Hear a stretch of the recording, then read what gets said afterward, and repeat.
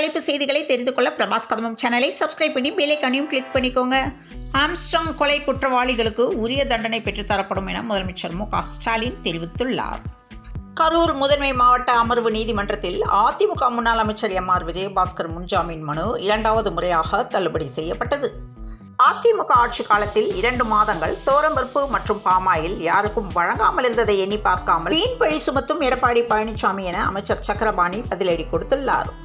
MR. Vijayabaskar ஜாமீன் மனு மீதான விசாரணையை நீதிமன்றத்திலிருந்து வாட்ஸ்அப்பில் லைவ் வீடியோ அனுப்பிய இளைஞர் கைது செய்யப்பட்டுள்ளார்.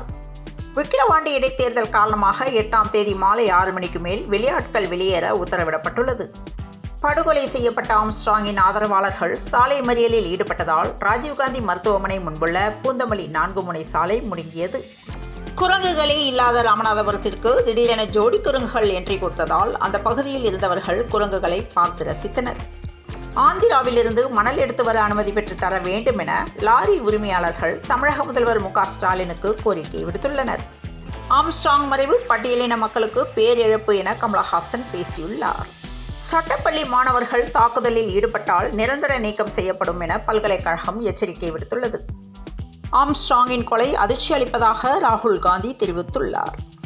அமைதி பூங்காவாக இருக்கிற தமிழகத்தில் இத்தகைய படுகொலைகள் வன்முறையாளர்கள் நிகழ்த்துவது மிகுந்த வேதனைக்குரியது என செல்வ பெருந்தகை பேசியுள்ளார்.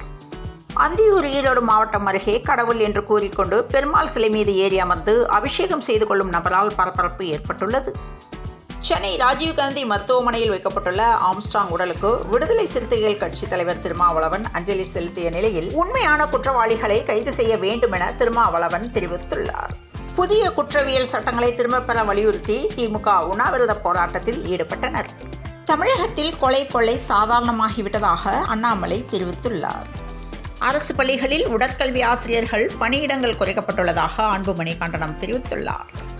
பகுஜன் சமாஜ் கட்சி தமிழக தலைவர் ஆம்ஸ்ட்ராங் கொல்லப்பட்ட சம்பவத்துக்கு அக்கட்சியின் தேசிய தலைவர் மாயாவதி கடும் கண்டனம் தெரிவித்துள்ளார். விக்கிரவாண்டி தொகுதியில் போட்டியிட்டு இருந்தால் அதிமுக வெற்றி பெற்றிருக்கும் என கே.சி. பழனிசாமி தெரிவித்துள்ளார்.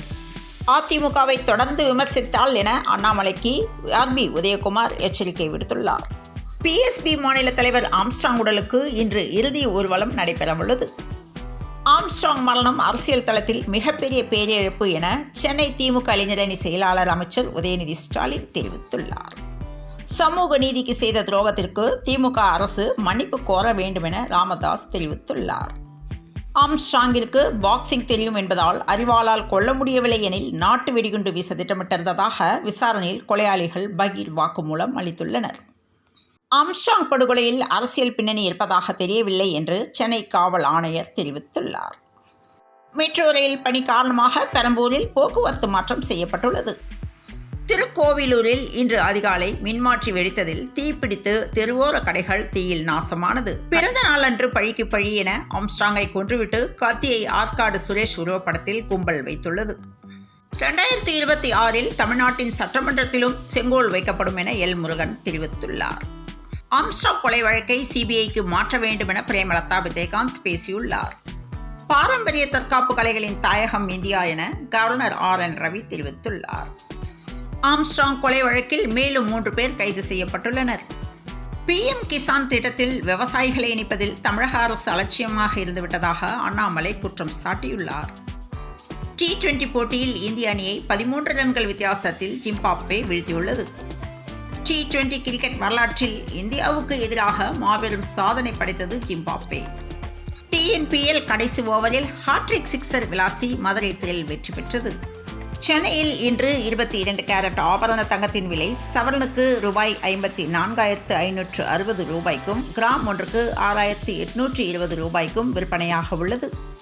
தமிழகத்தில் அடுத்த 7 நாட்களுக்கு மழைக்கு வாய்ப்பு உள்ளதாக சென்னை வானிலை ஆய்வு மையம் தகவல் தெரிவித்துள்ளது. தொடர்ந்து இணைந்திருங்கள் பிரபாஸ் கதம்பம் செய்திகளுடன். மீண்டும் மற்றொரு செய்தியில் சந்திப்போம். வணக்கம்.